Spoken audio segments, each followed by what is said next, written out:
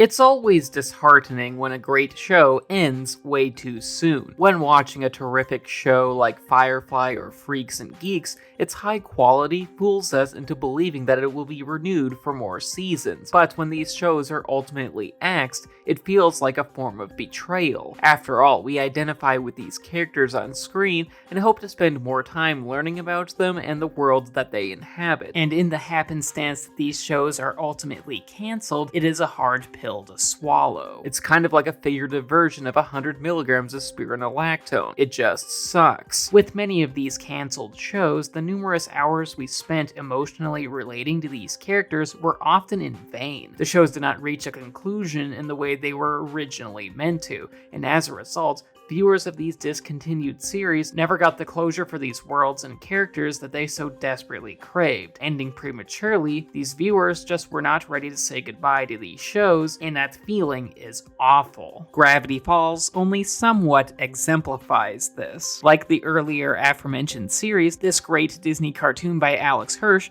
was a beloved short-lived show, but the difference here is that it was discontinued by its own creator, Alex Hirsch, and not by the corporate overlords at Disney. See, despite the show's greatness and how it had heart and charm by the bucketful, Gravity Falls was not in the air for very long, merely lasting for two 20-episode seasons, with seasons 1 and 2 releasing back in 2012 and 2016 respectively, before ultimately concluding. And surprising the series' loyal fanbase, it was Hirsch's creative decision to end the show. To quote, "The show is not being cancelled. It is being finished. This is 100% my choice, and it's something I decided on a very long time ago. I always designed Gravity Falls to be a finite series about one epic summer, a series with a beginning, middle, and end. There are so many shows that go on endlessly until they lose their original spark, or mysteries that are cancelled before they ever get a chance to pay off. But I wanted Gravity Falls to have a mystery that had a real answer, an adventure that had a real climax, and an ending that had a real conclusion for the characters I care so much about. This is very unusual in television and a pretty big experiment, and Disney, for their part, has been enormously supportive. I know that hits are rare in this business, and it's hard to let one of them go, so I am grateful that this company has had the vision to let me start and end the show the way I always wanted to."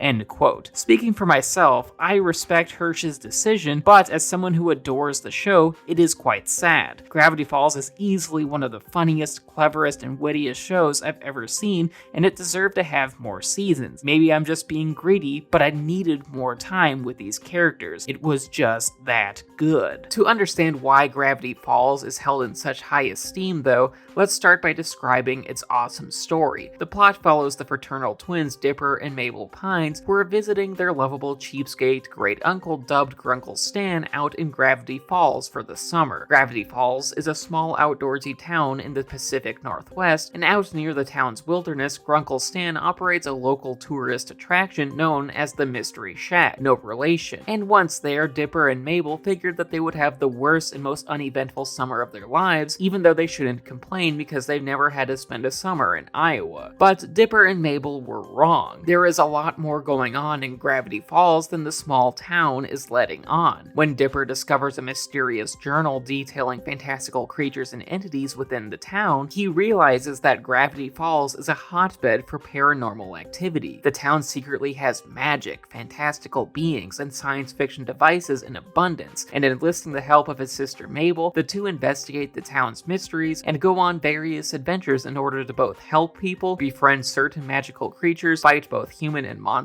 enemies, and unravel Gravity Falls' tangled web of secrets. Shocking both the twins, it was an eventful summer, after all. Gravity Falls delivers imagination with every colorful frame. With every episode, the show creates new fantastical obstacles that the two Pines twins must overcome. There are ghosts, zombies, sentient two-dimensional video game characters, unicorns that are complete jerks, and so many more. And through it all, Gravity Falls has a lot of creativity and ingenuity in terms of its conflict and its overall world building. Sure, the show admittedly has a monster of the week kind of structure, but the narrative within Gravity Falls builds up over every passing episode. Deepening the mystery and inner workings of its world, Gravity Falls consistently features shocking reveals that change the way we view the show, its lore, and its characters as Dipper and Mabel make more and more discoveries within the town. The show always adds and never subtracts. With its narrative construction, the stakes are constantly raised, and the bevy of new creatures, entities, and magic consistently manufactures new hurdles that require thoughtful solutions. Solutions where the protagonist must think outside the box, ones that are creative and often unpredictable from a storytelling standpoint. The writing is just terrific like that. Furthermore, the characters themselves are great and fully realized. All the characters have their own strengths and flaws, and as a result, they are immediately relatable. Starting with the three most important characters, Dipper is consistently resourceful and is very intelligent, but does have a one-track mind. Mabel is an adorable and easily likable presence, even though she can be easily distracted. And Grunkle Stan simultaneously walks the line between being a humorous old curmudgeon and being a caring parental adult figure. He's a swindler, but one with a heart, and I kind of love him. Whoever the character is, though, they all go through trials, whether fantastical or realistic, that fundamentally change who they are as characters. They all have incredibly meaningful arcs where they are confronted by their own personal failings, and the characters, and by extension the show,